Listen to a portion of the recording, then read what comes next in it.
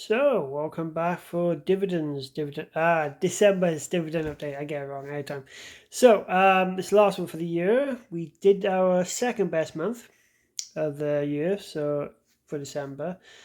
Only simply because I've got like 4 or 5 paying up the last couple of days, which is normal for me. They always seem to fall in the last day or two.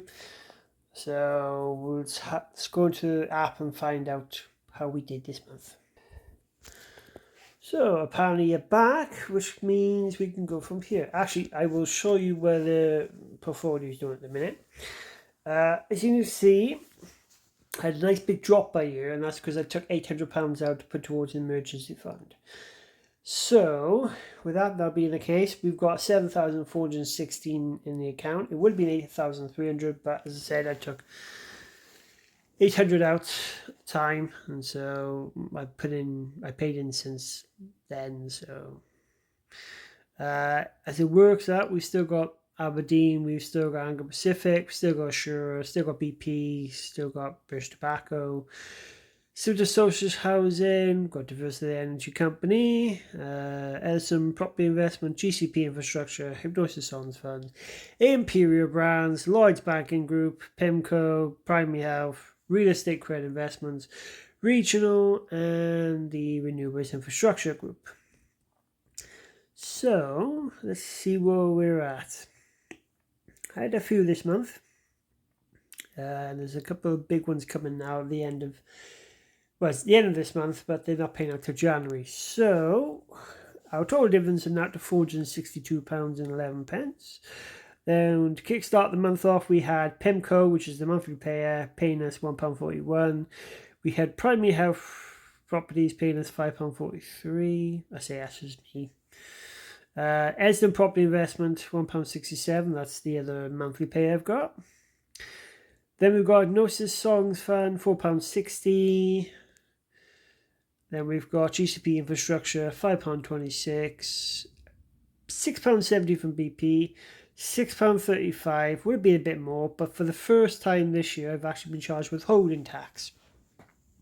Now, this is listed on the London Stock Exchange, but because it's an overseas company, they've either just decided to start charging tax from the US side of things, or Trading 2 and 2 should have been charging it throughout the year. They weren't, and obviously now they've kicked in if that was the case. I did try to get an answer, but it wasn't the best. Maybe I didn't explain it quite so well, so it just seemed to be very generic of stuff I already understood.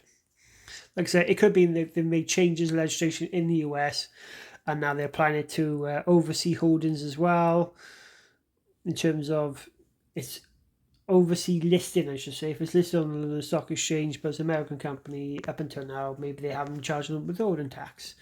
So then we had Social Housing, £5.34, and then to finish off, it was Anglo Pacific with £5.25, which gave me £41.48 for the month, which is our second best month, as is correct. September was the best one, £47.18. And it also gives me for the year £395.12. So that's not bad considering I only had 60 odd quid last year for the year. But I have focused more on actually buying plenty of shares of each different one. And I did give myself a target, try and get as many of my quarterly payers paying me at least £5 each quarter. So that's been a good little target. The next one I know I've got in mind now is try and get almost all my quarterly payers at around 500 shares a piece. So that's something we might end up hitting next year. Pretty much could be getting all these to 500. Not going to be adding any new ones in, even though I want to at the minute, just to bulk up, maybe say February and maybe an extra one from January for at least the first and second months of each quarter. But maybe I'm better off just trying to bulk up what I've got at the minute and then maybe add a new one in next year.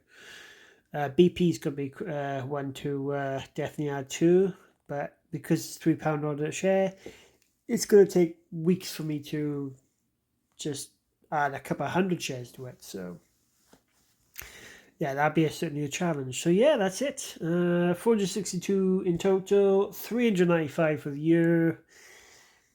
So yeah, 60 odd quid last year. Big difference this year. I've got a target in mind for £500 next year. Should we hit that, then it's a case of well done me for sticking to a plan and not messing around like I did last year. Listen to fears of individual stocks being a lot more riskier than funds and that sort of stuff. That's Dave Ramsey for you.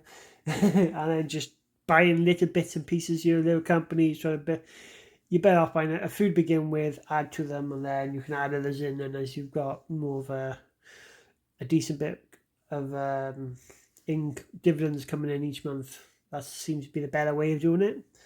So yeah, that is it for the month. That's it for the year, and I'll see you all new year in January.